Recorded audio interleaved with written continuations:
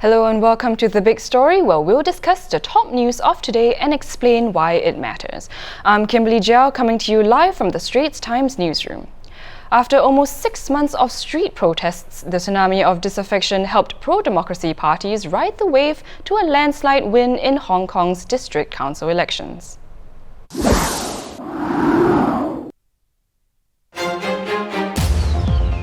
People voted in record numbers as the election is seen as a barometer of support for Hong Kong Chief Executive Carrie Lam. And the message couldn't have been clearer. By noon, the pro-democracy camp had won 17 out of the 18 district councils, taking more than 340 seats. And with such an overwhelming win, pro-democracy Democrats will have a big say in selecting Hong Kong's next chief executive. In a statement released by Mrs. Lam, she said, "The government will definitely listen humbly and reflect on the people's opinion." Joining us now live from Hong Kong is regional correspondent Elizabeth Law. Hi, Liz. Hi, Kim. So my first question is, was this a watershed election?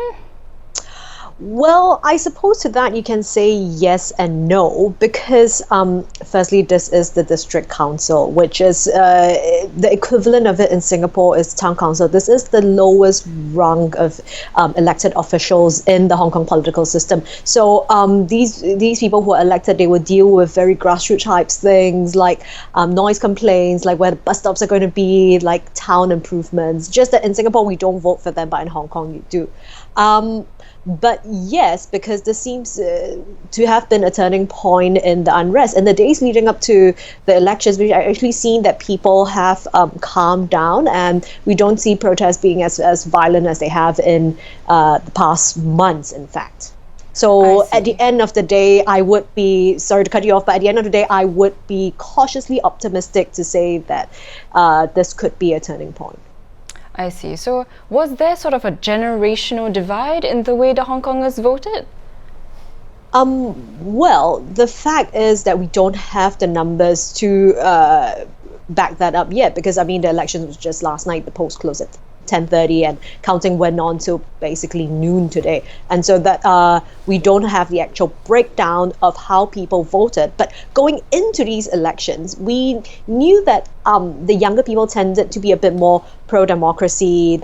They tend to be bit more anti-government, anti-Beijing, and the older generations have traditionally been the stronghold of the pro-Beijing establishment parties. But what we do know is that there have been a wave of new sign-ups for people to vote, because in Hong Kong you have to register to become a voter, unlike in Singapore where voting is compulsory and you're automatically registered to vote. So here we know that in the last year, a lot more people signed up to vote, and these were the additional votes that actually pushed the pro-democracy councillors across the line and helped them to have this massive win.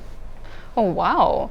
So, now that this sort of pro-democracy bloc is firmly in charge of the district council, will it, make any difference? Because after all, the future of Hong Kong is sort of still decided by the powers that be in Beijing.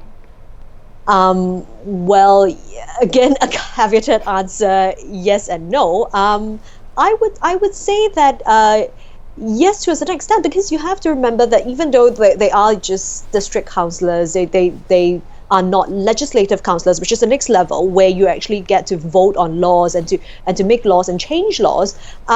They also have about 120 something seats on the electoral committee. Now, this electoral committee is 1,200 strong. It's made up of members across Hong Kong society, and these are the people that choose the chief executive. So Chief Executive Carrie Lam was chosen by one such committee, and so they could influence the committee in a certain way, but still 120 out of 1,200, that is quite little. But at the same time also, obviously, this has sent a message to the government here, to the government in Beijing, to show that, look, all that you have done in the last 5 months, the policies that have been made, obviously people here are not reacting as well to them as they hoped, and maybe it would change the way policy on Hong Kong is made. Now, it's early days yet, but I think we can all be slightly hopeful.